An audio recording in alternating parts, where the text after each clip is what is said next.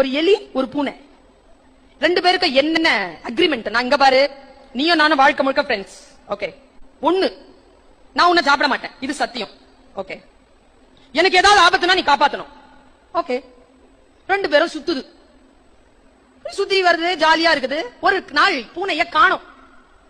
பூனை காலையில இருந்து காணோம். எலி தேடி தேடி மத்தியானம் வரைக்கும் கழிச்சு வெயில்ல பொந்துக்கு வந்துருச்சு. வந்து உக்காந்துட்டே இருக்கு. எலி குட்டி இருக்குல்ல, அந்த எலி குட்டி கேட்டுச்சான், ஏமா ரொம்ப வருத்தமா இருக்கிற? இல்லடா, பூனை மாமாவை காணோம்டா காலையில இருந்து. எங்கம்மா போனாரு? தெரியலடா. போய் தேடினியாமா? காலையில இருந்து தேடனடா.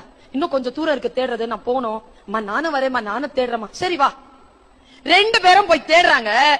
சாயந்தரம் 5 மணிக்கு அந்த காட்டினுடைய எல்லையில ஒரு வேடன் வலை விரிச்சு அந்த வலையில இந்த பூனை சிக்கிட்டு. எலி பாத்துருச்சு, பூனை எலிய பாத்துருச்சு. எப்பா சாமி வந்தியா? காலை 5 மணிக்கு புடிச்சாண்டா, சோறு தண்ணி குடுக்கல, இழுத்துட்டு போறாங்க, என்ன கொஞ்சம் காப்பாத்துன்னுச்சு. நேரா ஓடி வந்துச்சு. எலி வந்து கடிக்க ஆரம்பிச்சது வலைய. பக்கத்துல இருந்த குட்டி எலியில அம்மாவை பார்த்துட்டு அதுவும் வேகமா கடிக்க ஆரம்பிக்கும் போது அந்த அம்மா எலி குட்டி எலிய கண்ணு காட்டுச்சு. நீ ஒன்னும் செய்ய வேணாம், இதுவும் ஒன்னும் செய்யலைங்க, இப்படிதான் செய்யுது.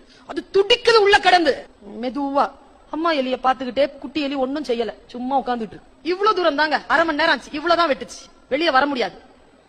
சீக்கிரம் பண்ண, என்ன ஆச்சு என்ன ஆச்சு, சீக்கிரம் பண்ண உள்ள பூனை. எலி மெதுவா, திடீர்னு ஒரு சத்தங்க, வேடன் வரான். அவனுடைய காலடியால் அந்த மண் அதிர்கிறது. அவன் கிட்ட வராங்க. அவன் கிட்ட வரதுக்கும் இந்த எலி என்ன பண்ணிச்சு, சரேல்னு ஒரே கடிய கடிச்சு விட்டது பாருங்க. பூனை வெளியில ஓடிச்சு. டைமிங் எப்படி தெரியுமா இருந்தது?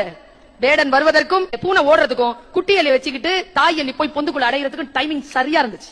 அப்போ இந்த குட்டி எலி கேட்டுச்சான், 1 மணி நேரமா ஏமா மெதுவா கடிச்சிட்டு இருந்த, இது ஏற்கனவே அறுத்து விட்டுருக்கலாம்ல. அப்போ தாய் எலி சொல்லிச்சான், இங்க பாரு, எனக்கும் பூனை மாமாவுக்கும் தான் அக்ரிமெண்ட், உனக்கும் அவனுக்கும் இல்ல.